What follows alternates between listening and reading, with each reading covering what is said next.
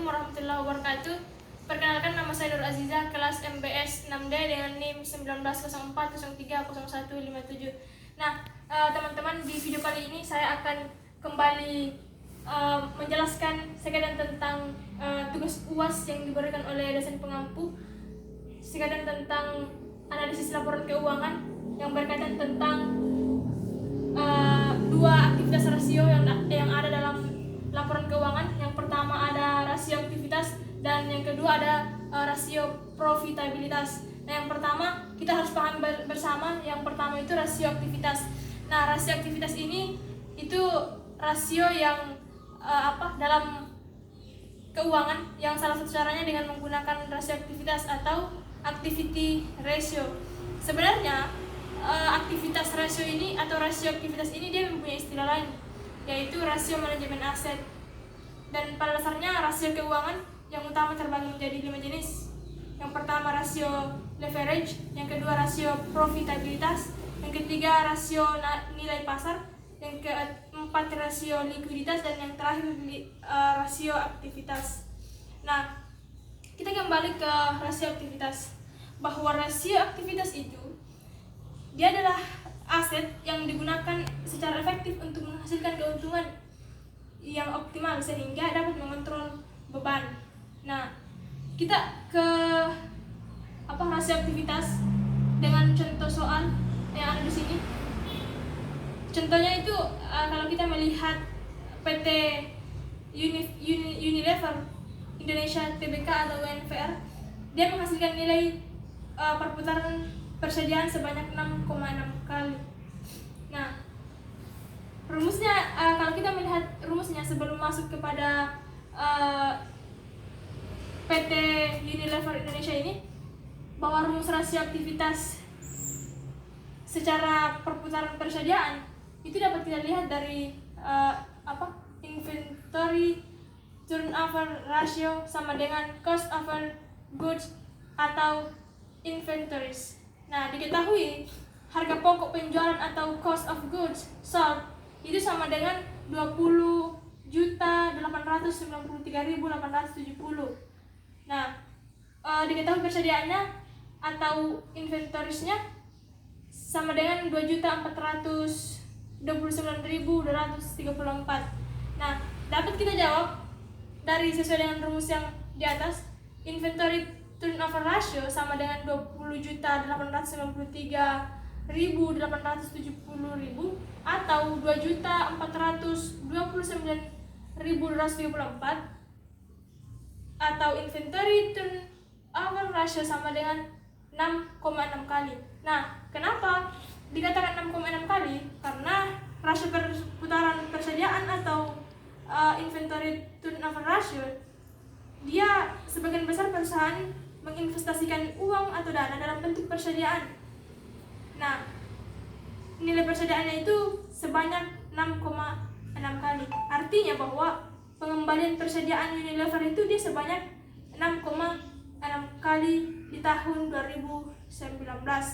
Nah, kita sebenarnya masih banyak lagi penjelasan persoalan rasio aktivitas. Ada beberapa macam rasio, namun itu hanya sedikit sekilas untuk yang saya jelaskan, sepemahaman saya sedikit untuk yang saya pahami. Nah, yang kedua kita berlanjut kepada rasio profitabilitas itu sendiri. Nah, teman-teman perlu paham bahwa rasio profitabilitas itu dia adalah rasio yang hasil bersih dari sejumlah kebijakan dan keputusan perusahaan. Dia mengukur kemampuan perusahaan dalam menghasilkan keuntungan. Sederhananya bahwa profitabilitas itu faktor yang seharusnya mendapat perhatian penting karena berkaitan erat dengan kelangsungan suatu perusahaan. Nah, kalau kita melihat studi kasusnya untuk melihat lebih jauh rasio profitabilitas itu, dapat kita lihat dari beberapa rumus yang ada di rasio profitabilitas. Ada margin laba bersih, ada laba kotor juga, dan ROI. Tapi di sini saya hanya ingin menjelaskan rasio profitabilitas dalam margin laba bersih. Nah, rumusnya itu net profit margin sama dengan laba bersih setelah pajak dibagi dengan penjualan.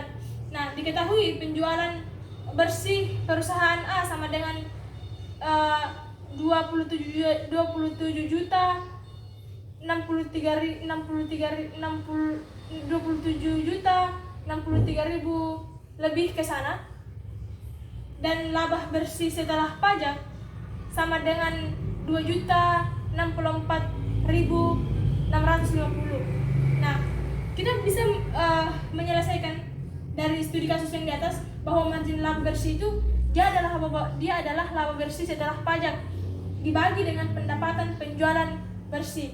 Nah, margin laba bersih yang angkanya sebanyak 2.064 lebih itu dibagi dengan 27.063.000 yang didapatkan dari laba bersih tadi. Nah, dapat disimpulkan untuk mengetahui laba bersih daripada studi kasus tadi itu dapat dilihat bahwa laba bersih dari margin laba bersih dari 2.064.000 dibagi dengan 27.000 ke sana itu sama dengan 7,63%. Jadi perlu kita pahami bersama ada tiga atau beberapa itu dalam rasio profitabilitas ada rumusan margin laba bersih, rumusan margin laba kotor, dan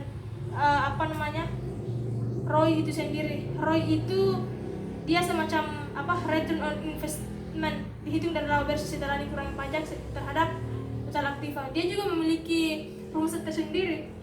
ROI rumusnya laba atas investasi dikurang investasi awal atau investasi dikali dengan 100%. Ada juga laba per lembar saham, tapi di sini saya hanya mengambil studi kasus dari margin laba bersih.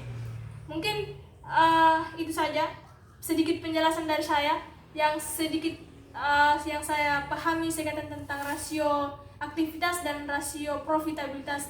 Adapun yang tugas putar kemarin yang berbicara tentang rasio likuiditas dan rasio solvabilitas. Mungkin itu saja dari saya. Terima kasih.